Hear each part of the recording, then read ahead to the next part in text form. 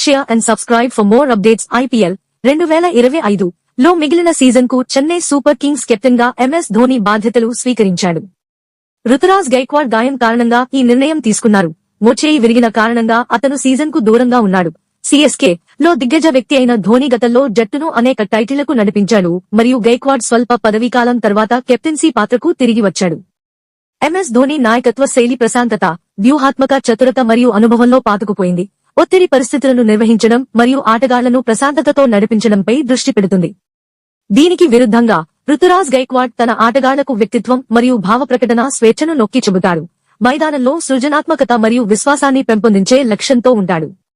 ఆటగాళ్లను నిర్వహించడం మరియు ఒత్తిడిలో తటస్థంగా ఉండటం వంటి విలువైన పాఠాలను గైక్వాడ్ ధోని నుండి నేర్చుకున్నప్పటికీ అతను తనదైన రీతిలో నాయకత్వం వహించడానికి ఇష్టపడతాడు. ఆటగాళ్లు వారి ప్రత్యేక ప్రతిభను ప్రదర్శించడానికి వీలు కల్పిస్తాడు. ధోని విధానం మరింత సాంప్రదాయ మరియు సహజమైనది, అయితే గైక్వాడ్ ఆధునిక, ఆటగాళ్ల కేంద్రీకృత శైలిని లక్ష్యంగా పెట్టుకున్నాడు.